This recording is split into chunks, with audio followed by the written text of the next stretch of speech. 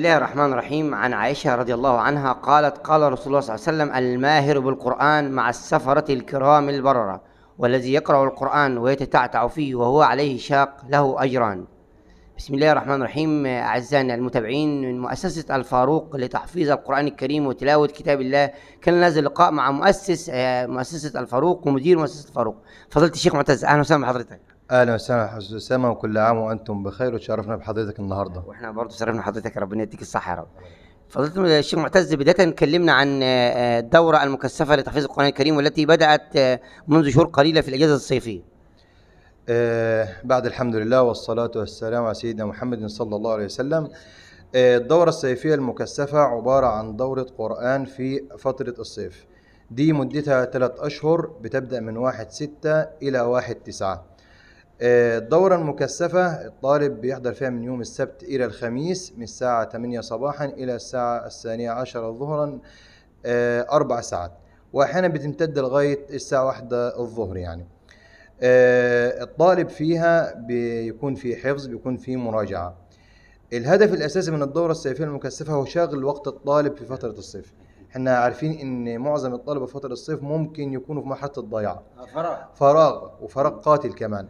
فاحنا بنحاول نشغل الفراغ بحفظ القرآن الكريم، الى جانب اعطاء بعض الدروس الدينية كالفقه والعقيدة والحياة الأساسية اللي الطالب المسلم لازم يكون على علم بها. الحاجة الثانية برضو احنا بنحاول قدر المستطاع ان احنا نربي برضو الأطفال على القرآن، بمعنى ان بعض الطلب للأسف ما يكونش عارف اي حاجة دينه، او بيقرأ القرآن قراءة عابرة دون ان يعرف معنى الآية. ما عرفش اي شيء. ممكن يكون حافظ نصف القرآن والقرآن كامل، لكن لا يعلم اي شيء عن معاني القرآن. فبنحاول برضو اثناء حفظ القرآن الكريم واثناء المراجعة القرآن الكريم ان احنا نغرس في معاني القرآن الكريم ونشرح له بعض المعاني، بحيث الطالب يكون حافظ القرآن الكريم ويعمل به فيما بعد إن شاء الله. بارك الله فيكم، يعني في ميزان حسناتكم إن شاء الله. الله يبارك فيك. نحن نعلم أن الدورة الصيفية هذه يعني منذ فترة طويلة، يعني بدأت من كم مثلا، من كم سنة؟ احنا الحمد لله السنة السادسة في هذا العام. بسم الله ما شاء الله. يعني الحمد لله احنا بدأنا في سنة 2019 تقريبا كده، او 18. كانت اول فكرة الدورة. بدأنا الحمد لله ببعض الطلاب، ثم بعد ذلك الحمد لله وجدنا اقبال كبير للدورة. اعتقد انه احيانا بتبقوا برضه مش قادرين تتلقوا طبعا احنا في مجموعات خليناها في الانتظار للعام القادم كمان، لان معظم الطلبة ما شاء الله ممكن من العام الماضي حاجزين اماكنهم. لان احنا في برنامج عندنا بخصوص الدورة برضو، ان الطالب ليه وقت معين بيختم القرآن. ايوه، يعني في برنامج ان الطالب بيختم في 3 سنين، برنامج بيختم في 2 برنامج يختم في سنة واحدة، ما شاء الله، بناء على مستوى اللي احنا بنشوفوه اول ما يجي الدورة. احنا بيكون اعلان الدورة او بداية الدورة في شهر 4. ايوه، بتنزل اعلانات الدورة، الطلبة بيحجزوا في شهر 4 قبل الاجازة الصيفية، قبل الاجازة، نهاية الامتحانات يعني. يعني احنا بنسيبوا مساحة كبيرة للحجز، لان معظم زي ما قلت لحضرتك ان الطلبة بتكون معظمها محجوز من العام الماضي. ايوه، لان الطلبة ما شاء الله يعني في طلبة بتكون مثلا لسه ما ختمتش بتختم هذا العام في الدورة. ختموا بيثبتوا في العام الجديد. جميل. فبداية الدورة بتكون او بداية اعلانها بيكون في شهر 4. بيتم اعلان الدورة، واللي عايز يحجز واللي يعرف بقية المعلومات لمدة 15 يوم. ثم بعد ذلك من 1/5 بيتم اختبارات القبول للطلبة. بنحدد مستويات الطلبة، بنشوف ايه البرامج اللي هتنفع معاهم. كل واحد له مستوى بالضبط. طبعا في طالب عالم باحكام التجويد، في طالب ما يعرفش حاجه باحكام التجويد، وبناء عليه بيتم توزيعهم على حسب المستويات. في بداية الدورة في 1/6 بنعمل يومين تأهيل. أيوة. تمام، بحيث الطالب يعرف يعني ايه الدورة المكثفة، ازاي يحفظ، ازاي يراجع، تمهيدا للدورة. جميل. بعد يومين التمهيد يبتدي الطالب يشرفنا في الدورة، وببتدي احنا بنديله البرنامج اللي هيمشي عليه. في بعض الأوراق الكتب برضه بتكون مطلوبة منه، وبنعرفه برنامج الدورة بحيث يلتزم وصولا إلى الثمرة اللي هو طالبها إن شاء الله. فضيلة الشيخ معتز، بارك الله فيكم وجعل ذلك في ميزان حسناتكم. سن القبول بتاع الدورة يبدأ من كام يعني؟ احنا في البداية كنا حاطين سن القبول 10 سنين، ما ينزلش عن 10 سنين، نظرا انه عشان يتعلم ازاي يحفظ ويكون عنده مقدرة انه يحفظ لوحده يعني. طبعا. لكن وجدنا اولياء الامور راغبين في انهم يلحقوا ابنائهم السن الاقل 7 سنين و6 سنين. الابتدائي. السنة اللي بعدها نزلنا بالسن ل7 سنين. تمام، بحيث ان احنا الطالب السنة الجاية يكون عنده 9 سنين، فيلتحق بالدورة الصيفية المكثفة مباشرة. بعد ذلك وجدنا في أولياء أمور أقل من ذلك يعني، فنزلنا بالسن الأربع سنين. بنبدأ بالطالب من 4 سنين، بحيث إن إحنا تأسيس وفي نفس الوقت بنعيشه في جو القرآن، يتعلم إزاي يقرأ، يتعلم إزاي يحفظ، يمسك المصحف. يعني السنة اللي فاتت كان في طلب عندهم 7 سنين. أيوة. تمام، خدوا معانا الدورة المكثفة العام الماضي. ده أولى ابتدائي يعتبر كده؟ أولى ابتدائي. السنة دي بدأت الطلبة دي تحفظ لوحدها. يعني كان مثلا هو مقرر السنة اللي فاتت عشان هو سنه صغير. أيوة. 4 سطور أو 5 سطور. أيوة بالظبط. السنة دي ما شاء الله بيحفظ بالصفحة صفحة. جميل. كل يوم بيحفظوا صفحة. ده مثلا متوقعين له إن شاء الله إنه خلال الدورة دي يكون طالع على الأقل بربع، حافظ ربع القرآن الكريم في ال3 شهور. تمام. الله يبارك في حضرتك. فضيلة الشيخ ايضا يعني احنا بنشوف برضو انه في انشطه هنا وفي رحلات ترفيهيه وكده، كلمنا عن هذه الانشطه يعني المصاحبه للتحفيظ يعني. طبعا احنا عشان ما يحصلش نوع من الملل في الطالب بنحاول نعمل جو متكامل للطالب. أيوه. يعني تحفيظ قرآن، آداب إسلامية، دروس فقهية، وبرضه في جانب ترفيهي. أيوه. الجانب الترفيهي ده عبارة عن جوائز، أسئلة عليها برضه مبالغ مالية أو هدايا برضه للطلبة المتفوقين. اخر كل شهر في اختبار، وبناء على الاختبار بنشوف الاوائل بيدوم شهاده تقدير جوائز. برضو في رحلات يعني بتكون كل شهر مثلا او كل 20 يوم. الرحلات دي مثلا رحلات سباحه، رحلات دورات كره قدم، يعني جوتر، بحيث ان الطالب يكون برضو ان يتحبب في القران، وفي نفس الوقت ما يملش من حفظ القران الكريم. برضو في حاجه برضو جميله السنه دي احنا عملناها برضو، ان احنا بدانا حضانه نور البيان. أيوة. تمام. الحضانه دي احنا وجدنا ان بعض اولياء الامور مش لاقي مجال لابنه في حفظ القران الكريم. يعني يجي يشتكي لك ويقول لك والله ده انا وديت ابني في حضانه بس للاسف ما فيهاش قران. أيوة. او فيها اغاني. نعم. او ما فيهاش اي اهتمام اطلاقا يعني. نعم. لدرجه ان واحد اولياء الامور بيقول لي انا والله وديت ابني 2 سنين في حضانه ما عرفش يحفظ 3 سور. ليه؟ لانه مركزين على الحياة الثانية يعني. فاحنا الحمد لله بدأنا السنة دي ان شاء الله حضانة نور بيان، حضانة اسلامية متكاملة فيها نموذجية برضو، فيها لغات يعني من جميل، انها مش قرآن بس. لا ده فيها قرآن وفيها آداب إسلامية وبرضو فيها لغات. الحضانة دي هتبدأ مع المدارس مثلا؟ ان شاء الله هتبدأ 1/9 بإذن الله، والتقديم لها ان شاء الله هيكون يعني بدءا من 15/7 بإذن الله يعني ان شاء الله. يعني بإذن الله يعني ان شاء الله. الحضانة دي تحديدا احنا الطالب 3 سنين بإذن الله حاطين له خطة انه يختم عنده 7 سنين. يعني الكلام ده طبعا الكلام ده مش اختراع، لا ده الكلام ده مطبق في حضارات ثانيه، بس يعني في القاهره يعني احنا ما شاء الله هو منهج احنا ان شاء الله هنطبقه عندنا. باذن الله، بحيث ان احنا الطالب، لانه هو الطالب لو لقي الجو الكويس ولقي البيئه المناسبه حفظ القرآن ان شاء الله هيختم باذن الله.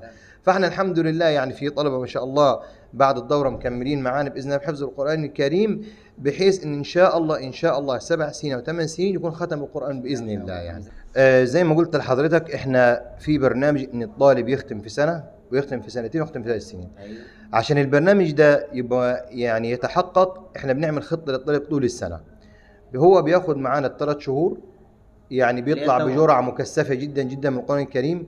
يعني لو هو كان جاي من الصفر مش متأسس بيحفظ ربع القرآن، بيطلع على الأقل حافظ 6 أجزاء وربع القرآن. ده أقل تحصيل للدورة لأقل طالب في الدورة. الشيء الثاني لو هو حافظ ربع القرآن بيوصل لنصف القرآن، وهكذا. طب هو السنة اللي فاتت وصل نصف القرآن، السنة دي إن شاء الله بيختم. عشان نحافظ على المجهود ده كله احنا بنكمل مع الطلبة في المدارس يومين في الأسبوع، بحيث إن احنا الطالب اللي ختم بيثبت، اللي ما ختمش بيحاول يجتهد في بقية الأجزاء عشان يختم إن شاء الله. الطالب برضو اللي حفظ القرآن بيشد حيله ويجتهد خلال فترة الدراسة عشان يوصل لنص القرآن أو 10 أجزاء. فاحنا الطلبة بتوعتنا مش بنسيبوهم. ليه؟ لأن احنا الثمرة تعبنا فيها. فبالتالي بنكمل طول السنة، بحيث إن شاء الله خلال زي ما قلت لحضرتك سنة أو سنتين أو 3 على الأكثر يكون هذا الطالب. الحاجة برضو الثانية ان احنا برضو الطلبة مش بنختم القرآن فقط، لا ده احنا الطلبة بناخدهم معلمين معانا.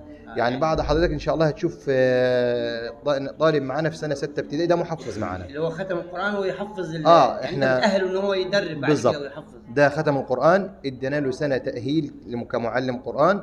السنه دي ان شاء الله بيجي معلم قران، هو في اولى اعدادي حاليا. بسم الله ما شاء الله. يعني ان شاء إعدادي الله ومعلم. هو معلم قران. بسم الله ما شاء الله. يعني هم اكتر من واحد الحمد لله. يعني عندنا الشيخ عبد الله منتصر ده من الكلح في سنه 6 اولى اعدادي. الشيخ محمد البناوي أيوه. ده ما شاء الله في اولى اعدادي تقريبا كده. محمد كده. البناوي ده ليه مراكز اولى ما شاء الله يعني هم كلهم اوائل.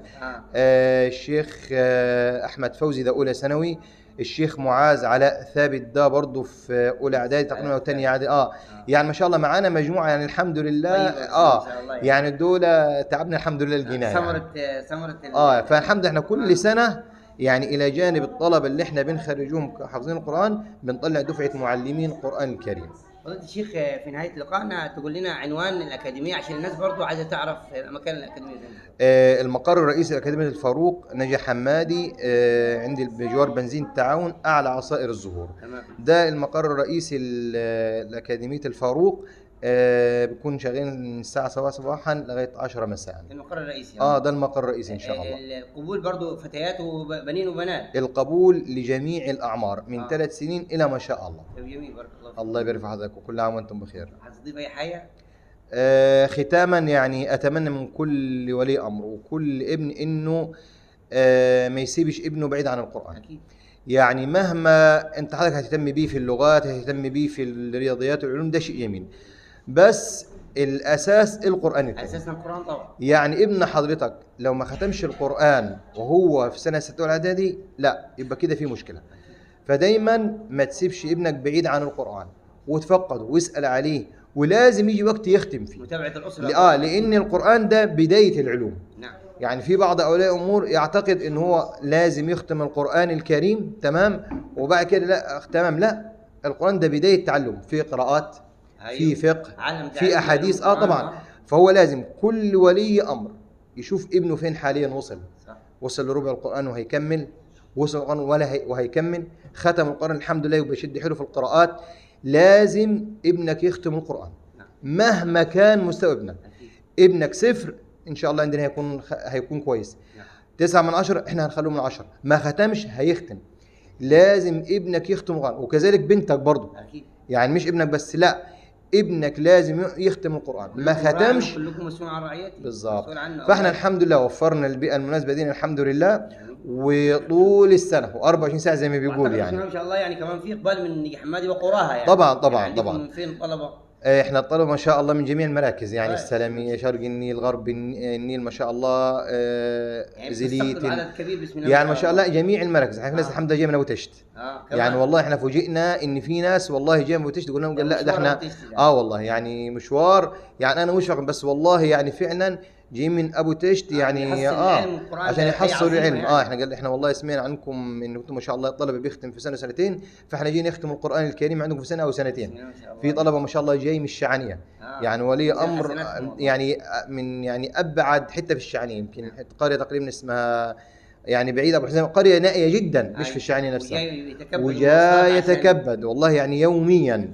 في طلبه ما شاء الله جايين من مدينه ثانيه اسمها الشيخ علي برضه نفس يعني مسافه بعيده. فمعظمهم ما شاء الله ملكة ربنا ان شاء الله يجرهم وان شاء الله يكون في ميزان حسناتهم ان شاء الله. فاحنا الحمد لله يعني من جميع اماكن النجي حمد، وان شاء الله ربنا يرزقنا واياكم اخلاص القبول ان شاء الله، يجعلنا عند حسن ظنكم ان شاء الله.